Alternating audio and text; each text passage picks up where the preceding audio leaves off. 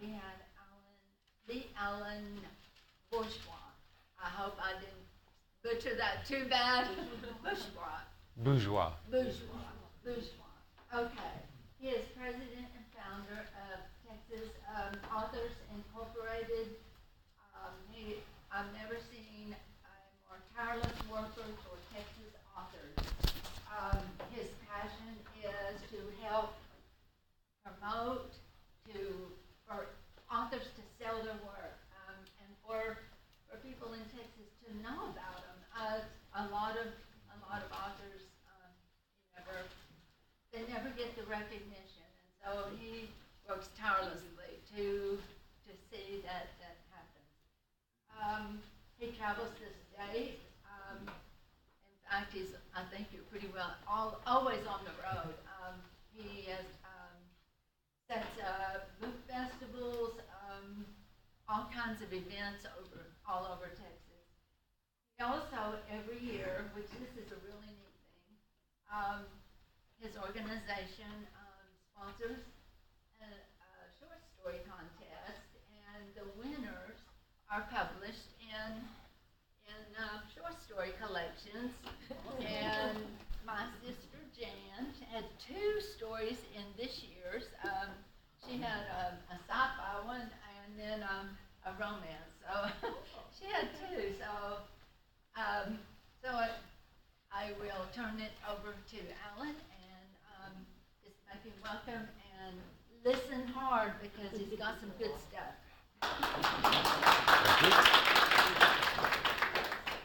I always start off my sessions with videos.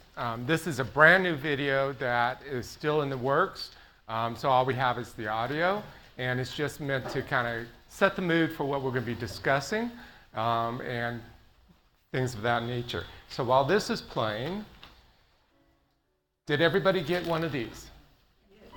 Okay, if not, raise your hand and I'll come by.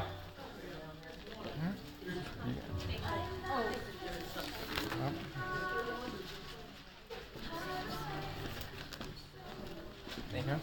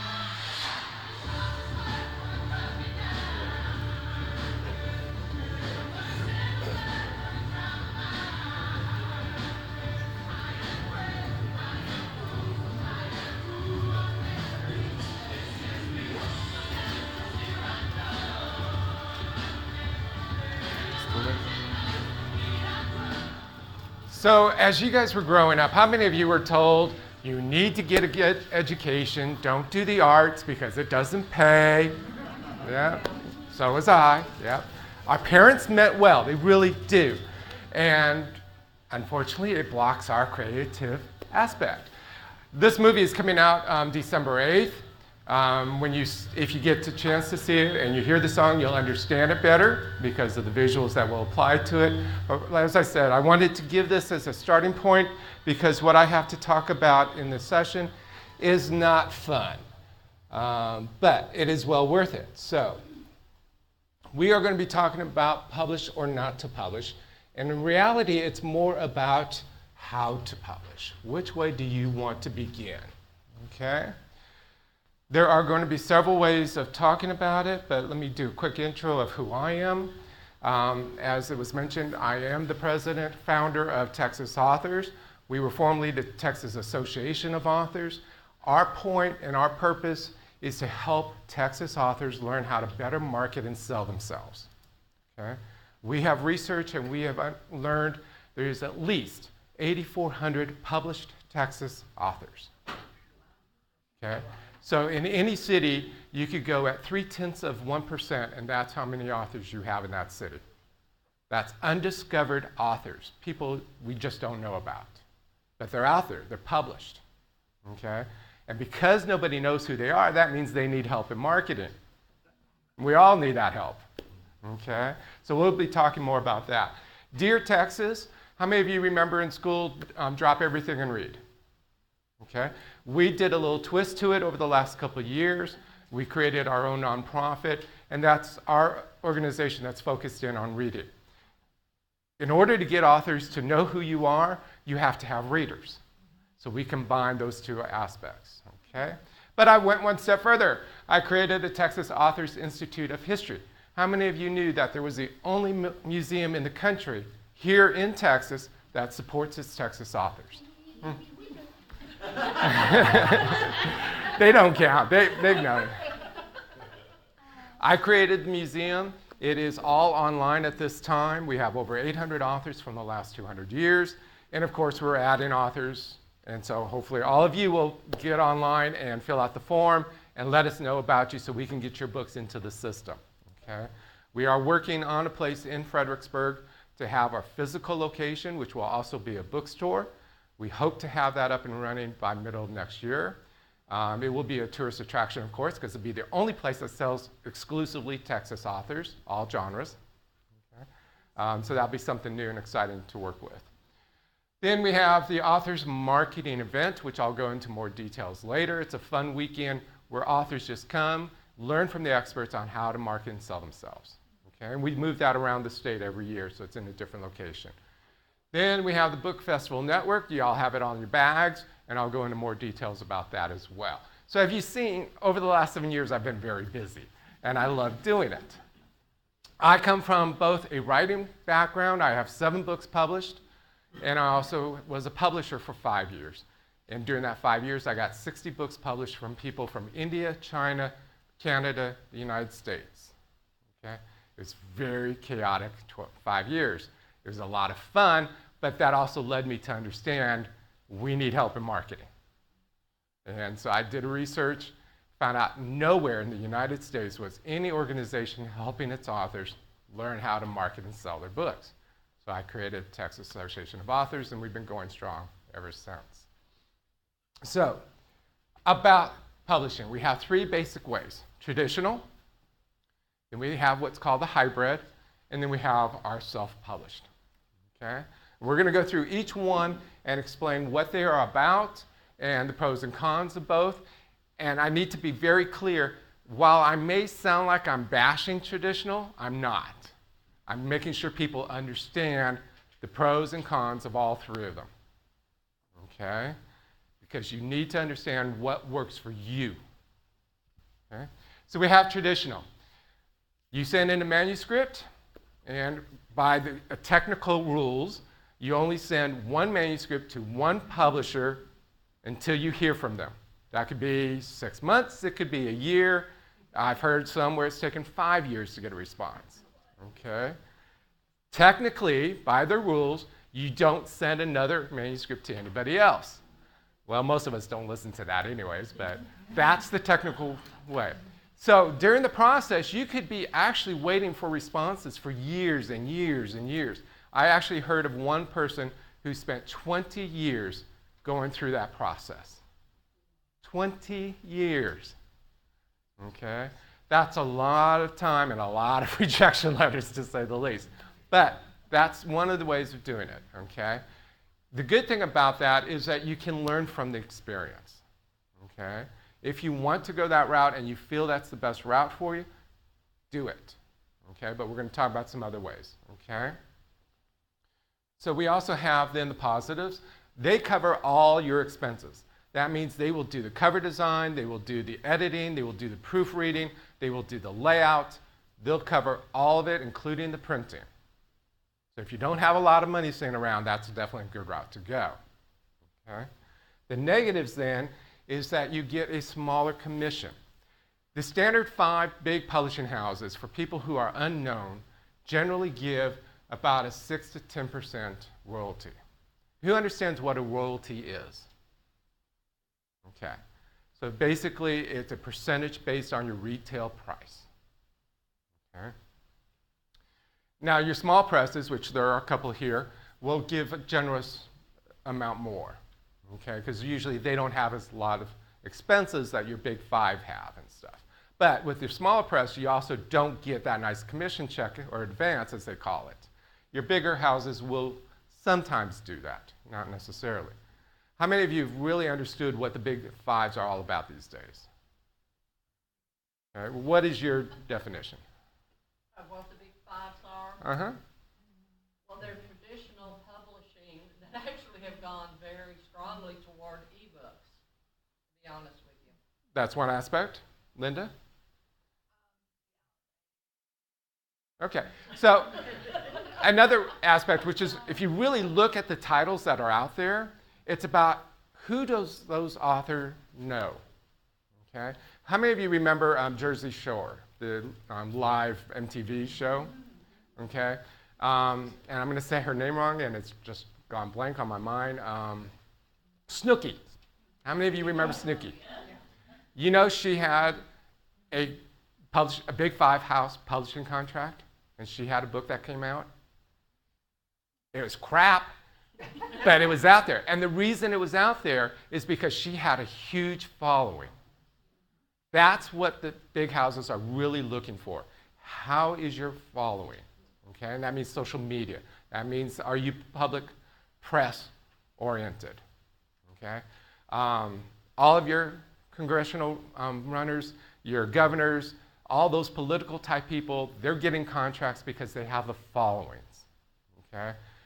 Rarely are you finding new talent actually getting a good contract in the big 5s.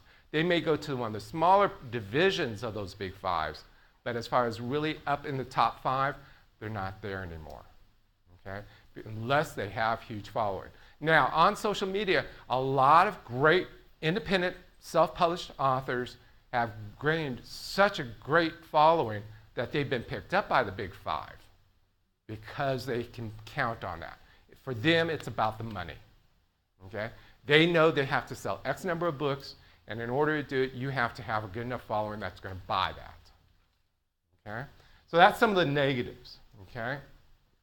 You may get anywhere from 6 weeks to 6 months of their attention. That means once the book is out, you're going to go on that book tour, hopefully, and you're going to have all the support you can get behind them, behind you, okay?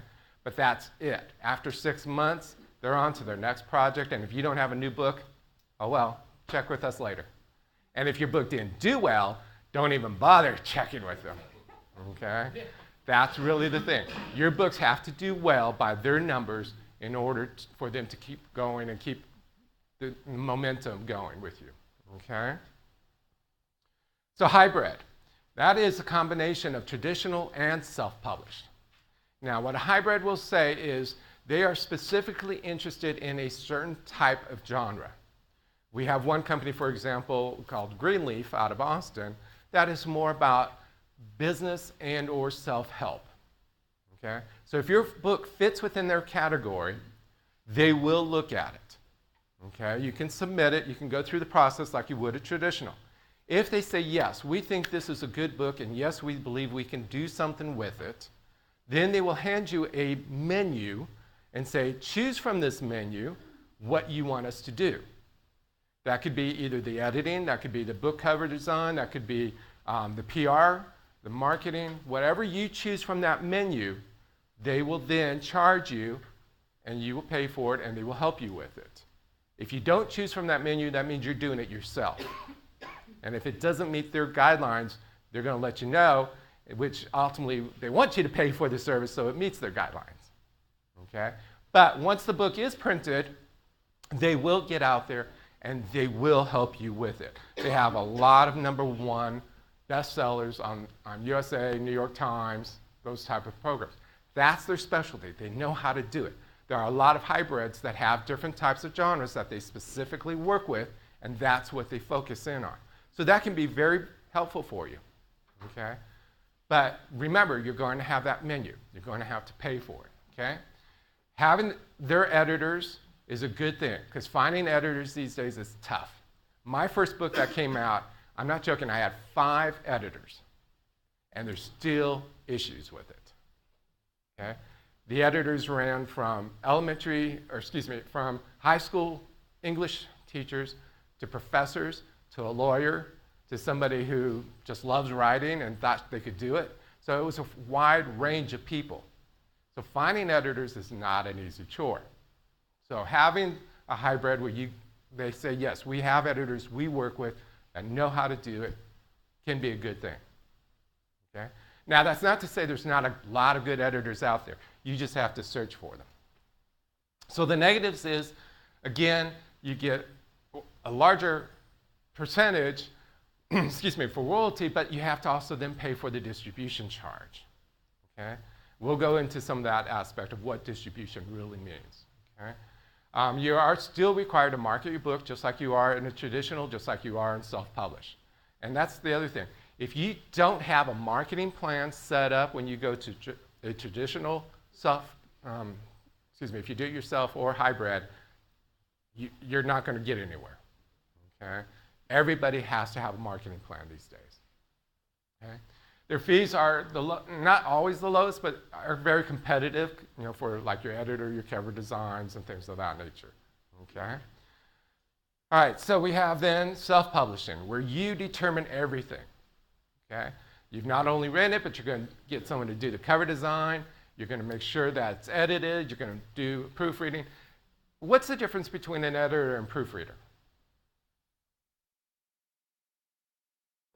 Works on the grammar and everything, right? Where a proofreader just looks for misplaced commas.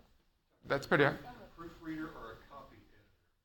Well, for our purposes, we're calling it a proofreader, which is a copy editor. Okay. You had a comment?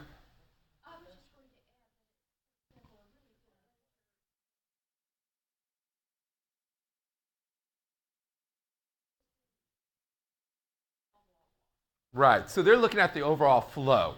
They want to make sure that when you say character A in the first chapter has gray hair, that by the time they get to the 10th chapter, they're not all of a sudden a blonde, unless you've explained why, okay?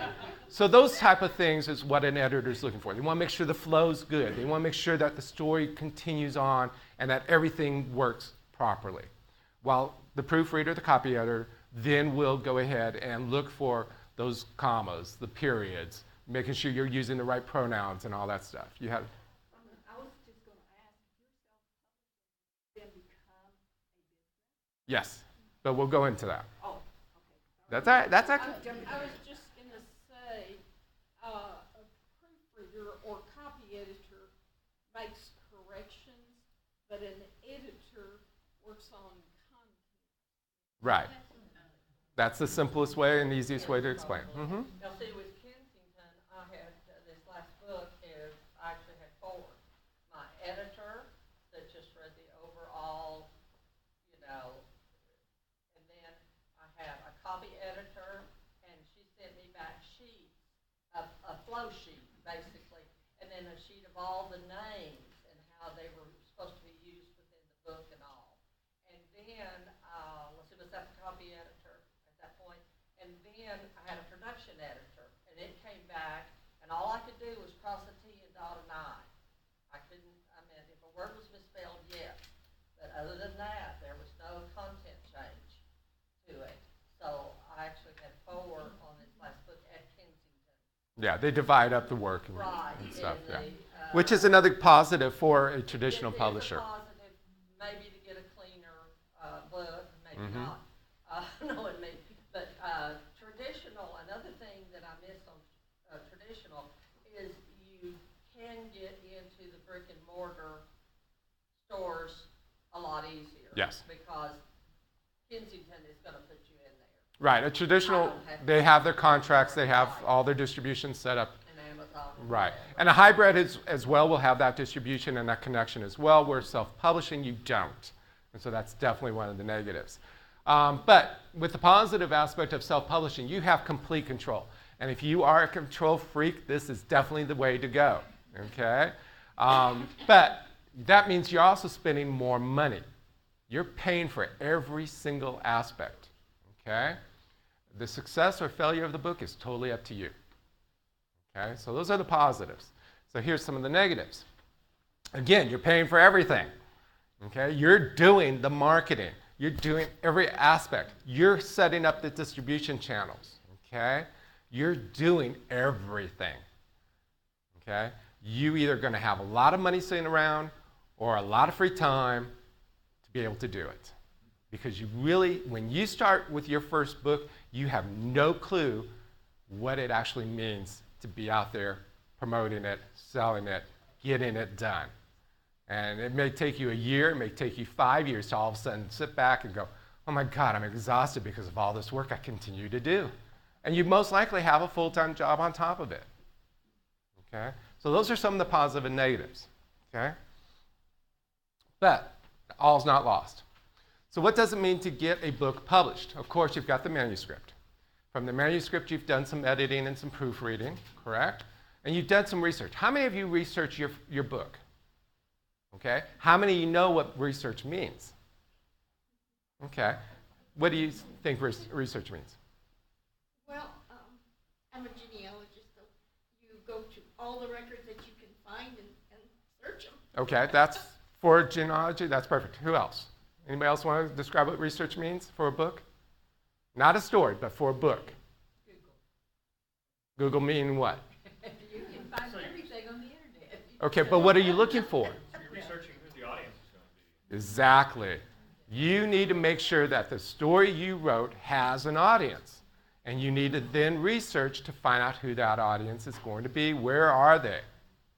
Okay? You might write a children's story thinking it's grades 6 through 12, but when you actually go to research it, you go, oh, well, maybe this is more 1 to 5. Okay?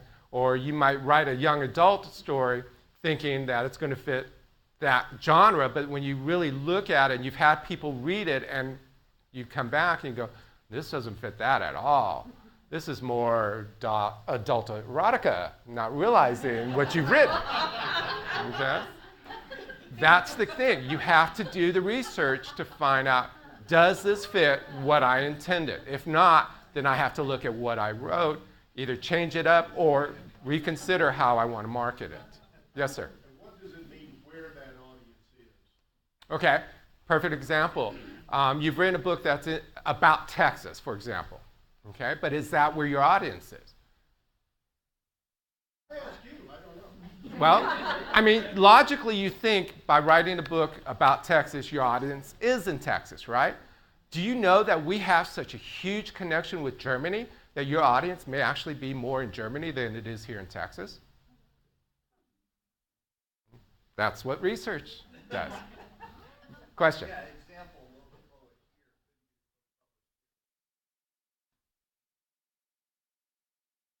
here. Yeah, exactly. By finding out where you've written the book, you think that's going to fit a certain area, that everybody's going to love it. Well, that's not necessarily the case. You have to look at comparable books. Okay? Who buys their books? Therefore, is that the group that's going to buy your book? Where do you find that information? Google. It literally, doing web researching is the easiest way, but also going into the bookstores. Okay? Take a look at what in that genre that you've written for. Okay? Look at their books. Then go online and see who's buying them. Go on Amazon. Where are the sales coming from? Who's buying the books? Just do general researching. Amazon has that later. If you fish through it long enough, yeah. But the thing of it is you really have to consider what your book is and then really compare it to other ones that you think are exactly the same. You may realize it doesn't fit that at all. Okay, and that's going to save you a lot of time and hassle. Okay, so Excuse me, I was just gonna say, you also write a little toward your editor also. say again. Well, for instance, when we had Hillary, she loved Texas. So you could really, really push Texas on her and she'd snap it up. Right, finding the right editor to Somebody fit. else that is really in charge of another line that was assigned to you may not love Texas quite as much, so you've got to maybe put some Oklahoma in it. Well, That makes any sense, but you know what I mean. yes, and to help that, okay, when you are looking for an editor, yeah, you don't want a Western editor doing a romance. Unless you're writing Western historical romance. And that person happens to enjoy romance. It might be a guy who doesn't really care for romance. So those are the things you have to look for in an editor as well. I was just going to say, I had an editor who was eager to see my manuscript, and the day I sent it to her, I got an email from her saying, this is my last day here. Yes, sometimes that does, yeah. Now, 6 years later, the next editor is sort of interested. So, That does happen, especially traditional houses. Yeah, they will have changes and people moving in and out constantly and stuff. So that could be a negative for traditional. Okay. Sales pitch. How many of you understand what a sales pitch is? What do you think it is?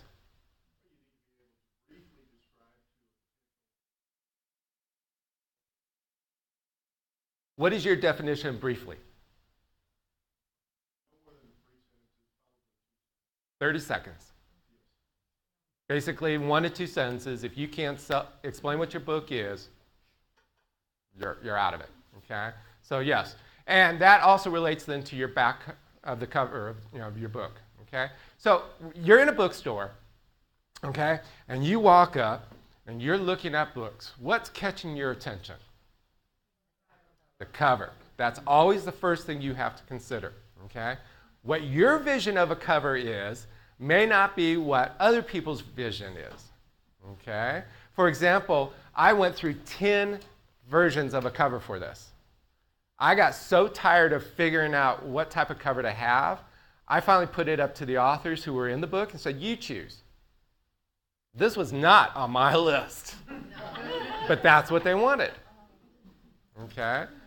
So again, what you vision may not be what's best for the book. So make sure that while you communicate to the cover designer, let them also come back to you and be open to their suggestions. It may be crap, but be open to it. Because what they might say might trigger a thought. And you know, as creative minds, we can always go with those thoughts and come up with something that's better. Okay? But once you've picked it up, then what do? You read the back, that little sales pitch. Okay? So that's the 2 most important things. Then, of course, you're going to open it up. If you've gotten past this, you want to know more, you're going to look into it, and how it looks inside is also important. Your format, your design. Okay? Fantasy book, for a good example. How many people have seen a big letter done real nice and cursive as the first line of a paragraph and the first part of a chapter? Okay? Would you use that for, let's see, a crime drama? No. Okay? So again, your format, you have to consider all those different things. That's part of the research. Okay? If it's your first book, you really want to make sure you've researched how does it look, how does it feel, how does it read. Okay? Because those things add into getting those people to buy your book. Okay? So those are some of the things. Then, of course, the printing. Okay? People with children's books, for example, they have all their colors, the nice, beautiful designs. They're not cheap to print, right? A lot of people will go to China, get the best price they can, and that's great, okay? But then have you considered lead in the ink? Okay? Have you considered the type of glue that's being used? Okay? While some countries can definitely guarantee everything's perfect, it meets all the US standards, you really have to research that. You have to look into that. Okay? For standard books, CreateSpace, a lot of people use. How many of you knew that CreateSpace was using Ingram Sparks? Okay? When Amazon first started, all their PODs went through the Lightning source, which is Ingram, which is Ingram Sparks. Okay? They still use them today. Okay? So instead of going to CreateSpace and spending a lot of money, just go to Ingram. Save yourself a lot of money. Okay? Like they say, go directly to the horse's mouth. Okay? So those are some things. But what are the costs? Through the research that we've done over the years, we've determined for Texas authors, and most of these, 90% of the respondents are self-published, okay? The average number of books they sell per year is 587 books. Okay? The average cost, retail price, is $15.67. Okay? So if you've sold all those books at that price, you have brought in $9,189. Sounds pretty good so far, right? Now, we're keeping it as easy as we can with just averages, okay? This is going to be a little hard to see. I apologize for that. We've gone through the editorial. We have the lows, the mediums, and the high cost, okay? We have then editorial. All this will be up on my website once I get it redesigned, so feel free to look at it. We have the proofreading costs. We have the design layout. And then, of course, we have the book print, okay?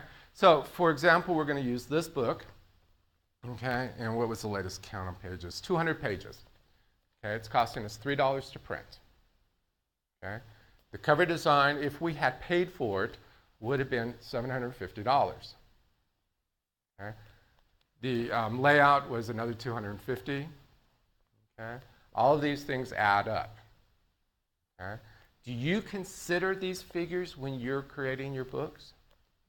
Some of you are saying yes, some no. Okay.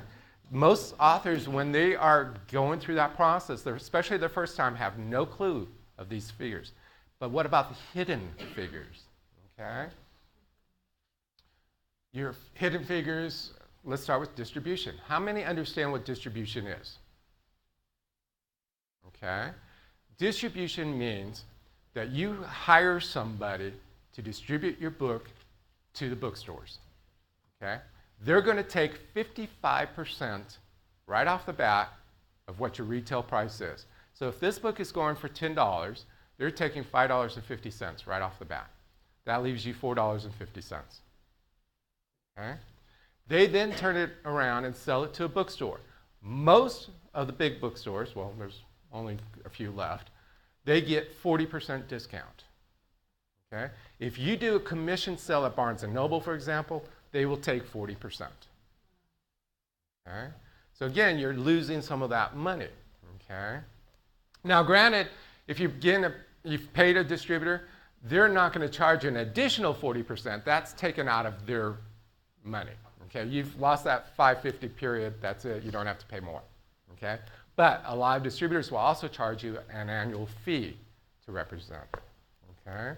So you could range anywhere from $100 up to $2,000, okay, depending on what they want out of you, okay? Again, these are these hidden costs that a lot of people don't realize about, okay? So those are the two main things, 40 and 55. Keep those in mind. So as you see, it's such a long list it won't even be able to read. How many of you consider your office space in your house as part of your expense? Your phone, your mileage on the car, your insurance. What am I missing? Book fairs. How many of you go to book festivals? Handful, okay. All of this, again, is on the website, so don't try straining to read it and stuff, okay? But bottom line is that if you add all of those things in, from your highs to your lows, what the average sales are, you've already lost $2,000 just on the low end. Okay, that means you paid the cheapest you could to get your cover design, your printing, all that stuff done. You've lost $2,000. Actually, I'm sorry, it's $1,100. But in the medium range, you've lost $21,000. Okay, that means you paid a little more for all these extras. Okay, on the high end, you've gone to the best people in the world to get everything done. You still lost a lot of money. Okay? Very depressing, isn't it? It's not meant to be. It's just for you to become aware of these things, okay? Because what you do in the future will help you improve on those book sales. The more books you sell, the less you're going to lose because the cost is spread out, okay? That's why it's so important for your traditional publishers and your bookstores to look at how many things are you going to sell if it's financially worth it. That's how you have to look at it. How many can I get out there and sell? Sitting at home is not going to do it. Not anymore. It helps, especially if you're online doing social media. So to help build up your sales, what are you going to do? Reviews. Okay, should you pay for a review? Yes, no? Amazon has been cracking down on it so hard lately.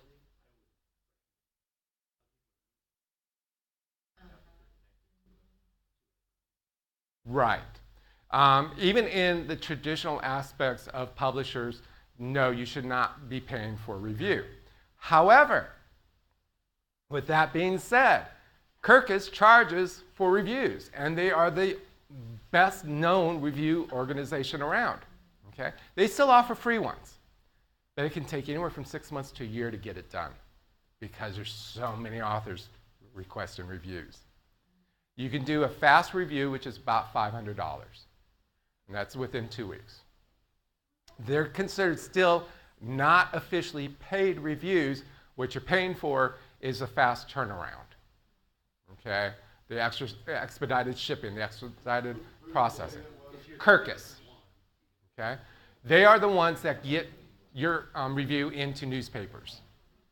Okay? Newspapers will print the Kirkus reviews, okay?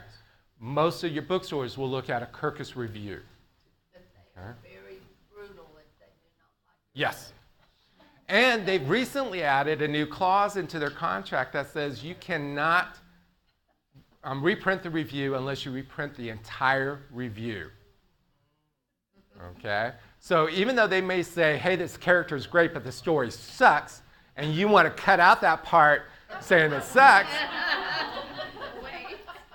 you sign that agreement that says you can't do that, you have to print the whole review. Okay? So keep those things in mind. Things are always changing. Okay? But ideally, yes, you do not want to pay for review, and you do not want your family posting their reviews. Okay? Well, try to avoid that. Try to avoid that. I mean, yes, it sounds great, but you know how it is. They'll come back and bite you. So keep that in mind. Marketing. Now, again, we're going to be talking a lot about marketing in the first session, but more so in the second session. I'm going to have a fun, interactive aspect for marketing in the second. We're almost out of time, I believe. Yeah, so I'm going to have to rush through some of this. Social media, of course, is the best way to do it. We have 35 social media accounts. Okay? We have 30,000 followers. We are gaining 100 followers every single week. Okay? But I work at it. Okay? I constantly keep up at it. Press.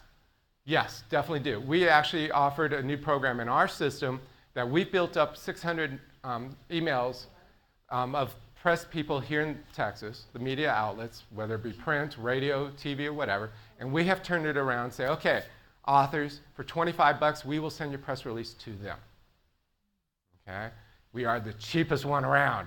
You will probably pay anywhere from $500 to $2,000 to have a press release done and sent out. Okay? I'm not saying buy us, but you can look around, you can shop, and you can find places that will do it. Okay? Book festivals and events, most definitely. We'll talk more about that in the next session. Advertising. While a lot of people say print advertising is dead, it's not totally dead. It depends on how you approach your print. Okay? There are still people that do enjoy reading papers, that do look at the ads. It all depends on how you approach the ad. Okay? Talk, yes. You want to be talking about your book every chance you get. And we'll be talking more about that in the next session. Blog tours. Linda's done blog tours. There's a lot of organizations that are out there that will do them. They can be beneficial if they have the right target market. Okay? For example, Linda is using Lone Star Literary. They are great for the target market of women. Okay? So if that's your target market, if it's romance, things of that type, yes, use that. But if you're historical, don't bother wasting your time because that's not the audience. Yes? That is where you are talking to somebody who has a blog. They basically do an interview with you, and then they post it up on their particular blog. Okay? Now, blog and you're being interviewed by another blogger. no. You're the author, and the blogger's interviewing you about your book, about what you're doing, and they put it up on their blog for their followers to read. It would be like if there's a company that has 12 different bloggers that they work with, they would set you up with those 12, and that becomes a tour. Okay? It's the hip word. Okay? And sometimes it can be lots more than that, because, for example, I know an author, I have received a copy of her blog tour, then I'm not the only one that has, they're all over the place. Right. It's a brand new book in her case that just came out, and that's one of the ways that she is out there, so everyone can follow my blog, which then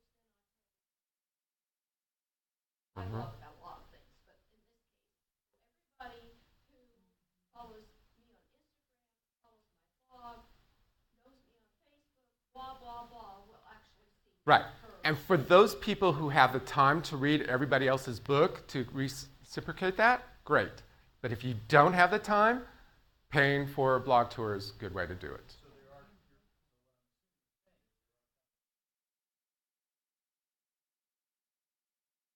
Right. They work with that blogger and they get you set up. And you have to look at those people that are listed on their list, okay? Because you don't want to get to a blogger who only has 50 people following them. You need thousands of followers for that blogger to make it worth your effort. Okay? And again, does that blogger relate to your genre? That's the other thing you have to consider. Can you talk about how to find those and stuff like that? Not so much, because we are running out of time on this session. You Google blog tours and then Yes. find Yeah, Lone Star Literary is a great way to start. Start with Lone Star Literary. Right. If look at their blog list, they will definitely tell you if they have people that meet your genres. Okay? But yes, otherwise you can do a Google search and you will find blog tours. Okay? Radio shows. Dear Texas has its radio show. We've been doing it for 2 years.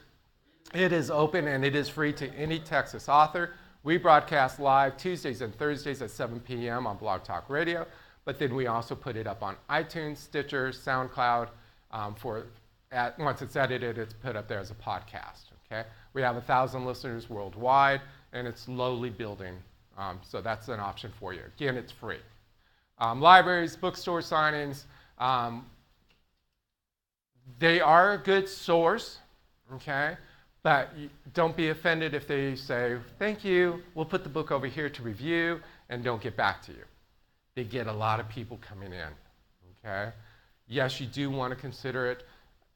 It's definitely something worthwhile, okay? Some books, libraries are starting to get to the point where they have to pay attention to their local authors because they understand the value that they have, both for them as well as for the author. For example, Austin just recently opened up their new library, the main library. They reached out to us and said, hey, we would love to create a collection of Texas authors' books. We donated over 1,000 copies, okay, of a lot of different authors and stuff. And it's great. It's nice to see them finally doing that. I hounded them 6 years ago trying to get them to do that. They didn't have the space, and that's why they didn't do it. So that's another thing to look at with the libraries, okay? Do they have the space? Okay? Do they have the manpower to sit there and read through all the books? Yes.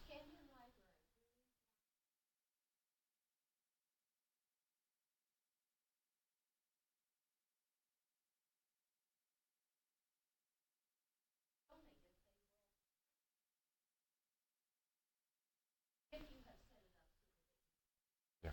Now, another thing, too, is when libraries are doing their fundraisers, don't hesitate to offer the book as a silent auction type item. And don't only do it with the libraries, but do it with your medicals, the schools, the nonprofit hospitals, anything, okay? Don't hesitate to offer your book as a silent auction item. And if you have multiple books, offer it as a series. Yes, sir. I've done presentations at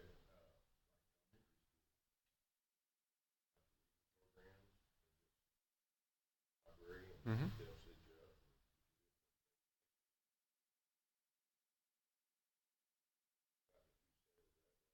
Yes.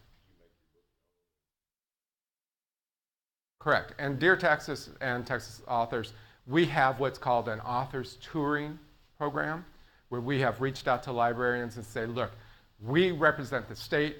If you have a genre that you're interested in looking for an author to talk about, check out our website, read the sample chapter. If you like them, contact us for free. We will set up the author and get you out there. Okay? Texas Commission on the Arts, this has a program that's getting ready to be revamped, and you can definitely set up to do an author tour with them as well.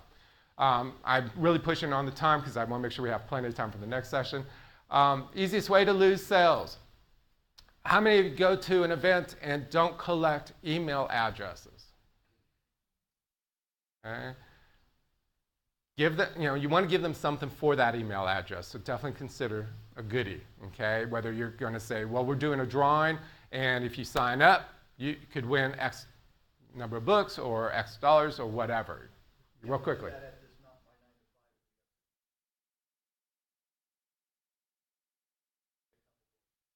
Yeah, it's simple, easy stuff to do, but it builds that, okay? On the Book Festival Network, we offer for people to sign up so that they can keep in touch with the latest books coming from those authors, and they also get a free shipping and free a $5 coupon that they can apply towards purchase of a book. Simple little things like that, okay? Sitting on the job, I love this one. I'm almost 60, okay? I have metal in my left leg, okay? It prevents me from standing for long periods of time. So I understand the need to sit down, okay? But with saying that, that doesn't mean you sit on your ass at a book festival the entire time, okay? You have to be engaging, okay? If you're sitting on your phone at the table and people are walking around, they're going to totally ignore you, okay? That's the easiest way to lose a sale. Okay? You have to be up, you have to be engaging, you have to communicate. Okay? Lack of connection on social media. I love this one. There is a website that is about authors. Okay? We teamed up with them and we made a deal to get their Texas authors email list, 6,000 names. Okay? We sent out an email to all that 6,000 and only 4,000 got it. No, actually it's reversed. 2,000 got it. 4,000 didn't. Exactly. Authors don't keep their emails up to date. So with that, we understand completely. We hate getting junk email, right? So set up an email that's specifically for your authorship, your books. Okay? That's the one you want to give out. Because when it does get out to the general public and it does fill all that junk mail coming in, that's fine. You can go in and you can block them and ultimately get rid of them, but that also keeps you from losing potential sales. Keep it active, keep it alive. Keep your personal, But keep your business separate, okay? Because of those 4,000 people that we could have reached out to, they have no clue that we exist and all the things that we do, okay? So definitely keep your emails separate and keep it active. So when you put it out there, and if you have to change it for whatever reason, such as AOL switching to a new type of account, go in, change it. Because you never know who may be reaching out to you to do a book signing, a book reading, an event, and you've lost it. Okay? So those are the easiest ways to lose sales. We don't want you doing that. Now, real quickly, Authors Marketing Event is an event that happens once a year. It is a weekend event. There's information up here on the table about it. It is where we bring in people who know what they do. Social media, TV interviews, radio, printing of the books, anything related to the publishing world that's about marketing. We bring them in. We have a weekend full of sessions where you can learn. Okay? Then we put all the videos up on our website, and you can go back throughout the year and watch them. Every year I've done this, okay, which is only 2 years, but every year I have my people come to me and say, my mind is a bowl of jello. We have learned so much. We are confused. So we started the campus, which is the online aspect. It's free because you've already paid to be there, okay? So you can go back and you can refresh your memory. You can learn about it. Okay? Because we do cover so much. As a matter of fact, I'm willing to bet most all of you are going to be confused when I'm done with you by the end of the next session. Okay? Those are good things to do. They're inexpensive. And currently, we have the Authors Marketing Event being on sale for $150 for the entire weekend. Okay? So that's 20 different sessions for $150. Plus, of course, your hotel stay because it's in Dallas. Okay? But it's a good deal. And then you get the videos for the entire year after that. Okay? It will go up to $300. All right, so the next thing is what the future of books are going to look like. This is hypothetical. Okay? It doesn't mean it's absolutely going to happen. No. I didn't realize there was music going on there, but no, there's no music on this one, so you can kill it. So, a small group of us got together and talked about what does the future of books look like, okay? We want authors to make money. When Half Price Book is selling your book, you get nothing, right? That kills me. Why do they get to make all the money and we get nothing, okay? And it's not just them. It's anybody who resells it, okay? Even the public libraries, when they have their deals, they sell their books, but yeah, great, it's supporting them, but what about us? We're still needing to make money too, right? So we thought, how can we change things up? Okay, how many of you know what nanotechnology is? Handful, okay. It is a small computer that is so small you cannot see it with the naked eye. You have to use a very powerful microscope, excuse me. Combining enough of them, it can actually make things, okay? And it can constantly change, all depending on what the computer code is telling it. So this is what we have considered for the future. Again, there's no sound. That's one of my books. That's nanotechnology dissolved. And while I'm deciding what the next book is going to be, it's made this little furry thing for me. Okay? I figured out what my next book is. And slowly, there it is. It now reforms itself to my new book that I want to read. So you will be given a period of time to read a book. When that period of time is over, it will beep at you and say, hey, you got X number of minutes or X number of seconds, and you better put me down because it's going to sting if you don't. Okay? And it will dissolve, and whatever pre-programming you have done, turn into a cube that has my pictures of the family or whatever it is you've chosen. It will dissolve into that until you're ready for the next book. You go online, you choose your next book, it will flip to the next book. Okay? So it's the new version of having ebooks, but done in a physical way so you can still flip the pages and still read. Okay? The key issue is you cannot take that and give it to somebody else. Okay? Once you've paid the $5, That's yours for that period of time. The author's making money, the distributor's making money, the publisher's making money, everybody's making money. But you're not losing money because it's not being distributed somewhere else. Okay? And you have that period of time. Now, with that said, print books will still be made for libraries and historical museums and things of that nature, so they will still have their copies, because we do believe in that. But for the general public reading audience, that will be the new technology. That is something a lot of us are looking to build. Now, with that said, we have a lot of readers here that are probably saying, hell no. But that's another thing that's coming up, is we have to re-educate readers to understand that by buying our books and paying a fair share, we can then continue to build and create and continue to put more books out there. We can't do it if we're working a full-time job on top of doing this because of all the energy, all the expense that's put out there. So we have, as a community, to train readers to be willing to pay for that. All right? Yes, ma'am.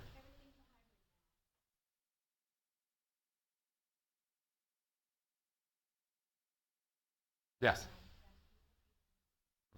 And we'll be talking about that in the next group as far as some of that goes. So, with that said, here's some information about who we are during the break. Feel free to check it out. When we come back for the break, be ready because it's going to be quite interactive and fun.